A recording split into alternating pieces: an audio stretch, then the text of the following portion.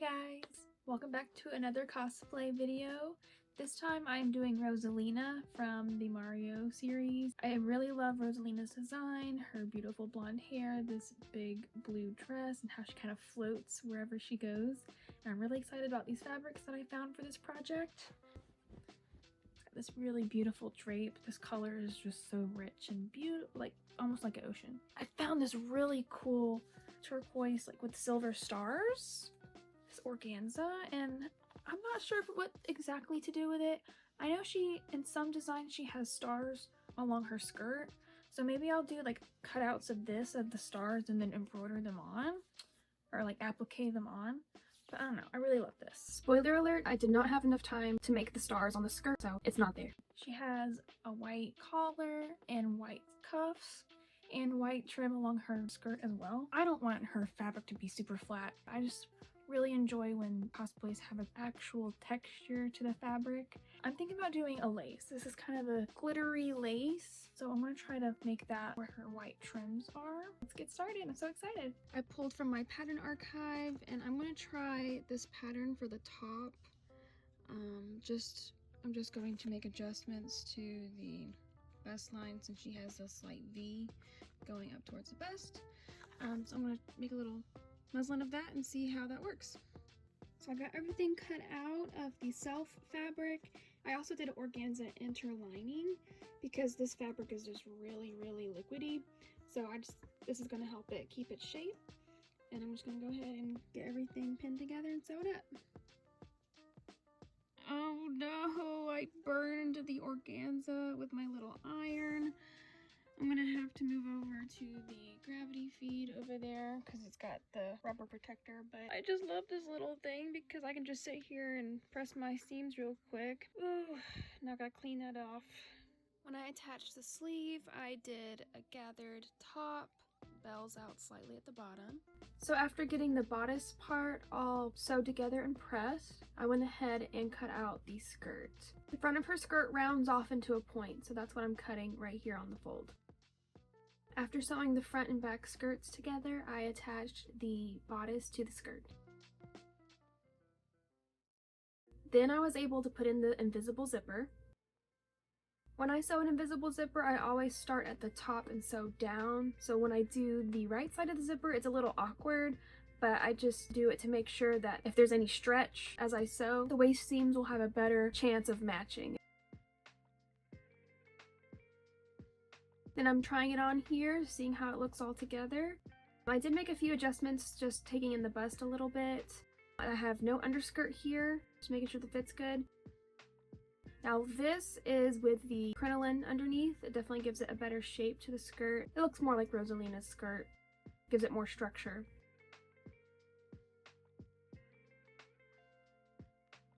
So moving on to finishing the sleeves. I did this baby hem, and then took some gathered lace and attached it to the end of the sleeve.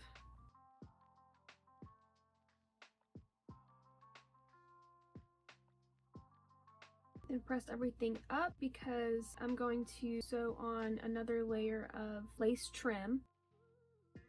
That way it finishes the seam and it has a bit more of a transition between the blue to the white. For the white part of the underskirt, I didn't have enough of this fabric to do the whole thing, so that's why I cut out a little triangle to go in the front center, and then I went ahead and sewed that to my lining. I did add horsehair trim to the blue hem and also to the white hem to give it more structure and keep it straight. Then I was ready to gather some lace trim to add to the bottom of the skirt. This took quite a while to pin and make sure it was evenly gathered and that I liked the way it looked. This lace covers that horsehair braid at the bottom of the blue. Again, I did not want to have top stitching, so that's why I did it this way. Then I trimmed the lace because it does get shorter the closer it gets to the point. Just played around with it until I liked the way it looked.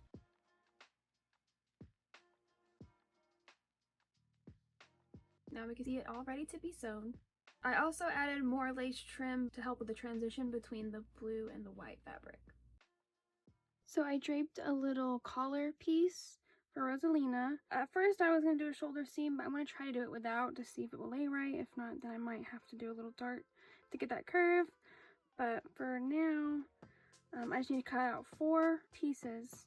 So I'll have the top collar, the bottom collar, left and right. And then I'm also going to cut out the lace to go on top.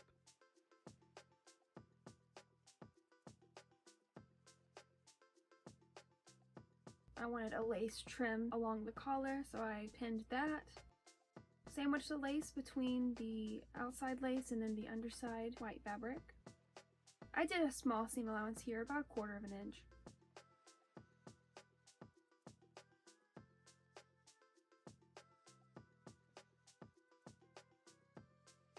Then I was ready to sew the collar onto the dress.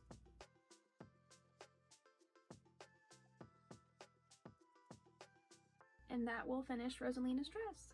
And then you can see my inside is fully lined. Moving on to the accessories. So I'm going to be making a Luma plush, and the point is for it to also act as my purse. I'm going to have a little zipper pocket in the back. Put my phone and wallet and chapstick, Advil, the con necessities. I made this pattern, kind of blew it up, and I'm going to do the arms separate, and then it'll just be the same pattern for the back, but then I'll add the zipper. And this is the fabric I got for that. It's just like a yellow fleece, super soft, bright yellow. Super Luma. Okay, let's get started. I cut out the Luma front and back. I needed 4 pieces of the arms, front and back, left and right.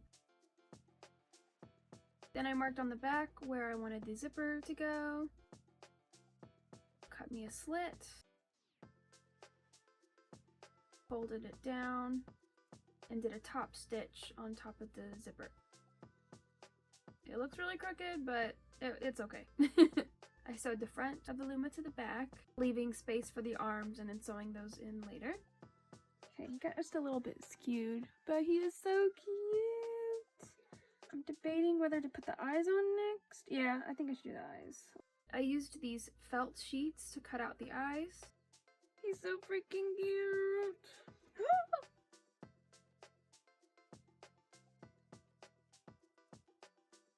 I wanted to make sure I got the placement just right.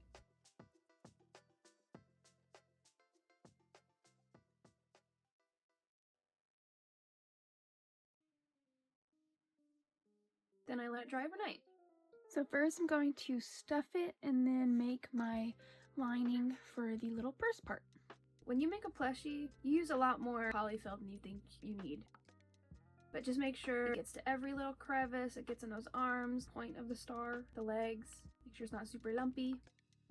Then I sewed in my lining.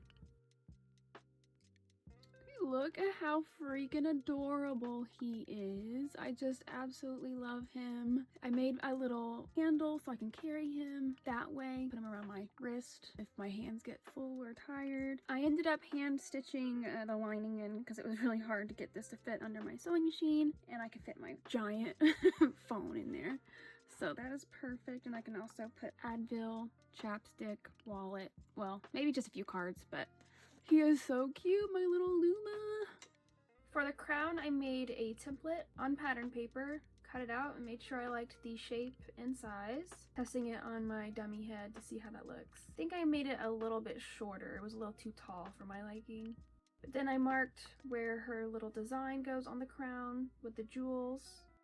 Once I liked the template, I traced it and cut it out onto some EVA foam. Carefully cut it out with my X-Acto knife.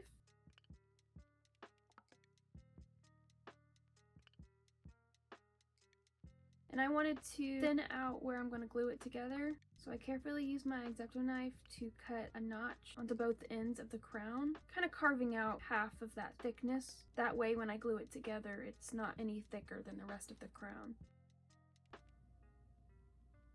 Okay, this is what that looks like, and I promise I clean it up a little bit more later. I use these glass capuchons.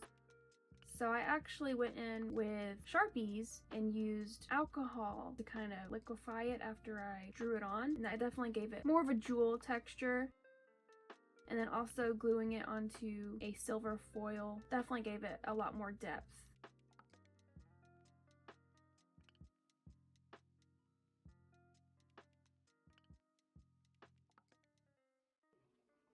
I got my little crown done. That looks super crazy. So I made the little star brooch. Now I have to go outside. Gotta cover it in plastic dip now. This is my first time working with Warbler, the earrings. It was a little difficult to work with, especially with it being my first time. I didn't realize that it wasn't super smooth when you shape it. It gets kind of bumpy, so I will explain what I do in a minute, but I just wanted to get the shape right. I wanted something super lightweight because they're pretty big earrings and I don't wear earrings on a normal basis. Alright, so this is the best I can do with the Warbler. It's my first time working with it, and the whole time I just kept thinking it looked like KFC chicken. Hopefully they're kind of lumpy. I mean, I don't know how to avoid that, so hopefully when I paint them it'll look better and not so nasty. I got a super messy workspace. I've been doing lots of coats of plastic dip. I've been working with this dab. It gives a smoother finish. The plastic dip just wasn't working for me, so I've been using this, which is really great. Look, I got my earrings a lot smoother. They're still drying. I was doing a few coats of that. I went ahead and painted my star. This is still a little bit wet in some areas, but I'm going in with the paint and I'm just testing it to see how it looks. I love this silver paint. It gives a great metallic finish, but you have to do a lot of layers. It does dry pretty quickly, but I think I used this whole bottle after all of my projects for this con. Here's my crown all painted. Then I went ahead and glued my jewels onto the crown, and this just looked absolutely amazing. I did go in later and added some black low lights around the edges just to give it a bit more of a pop. Then I glued my big gem onto the star. And this is how they look together, all finished. Now let's see the whole outfit all together.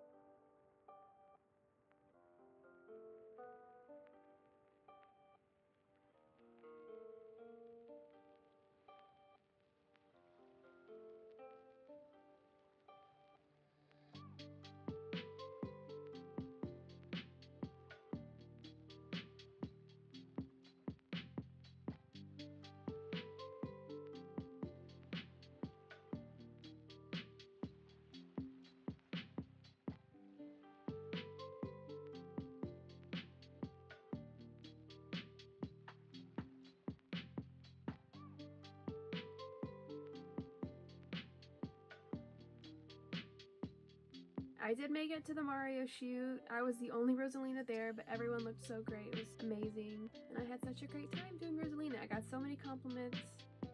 It was super fun.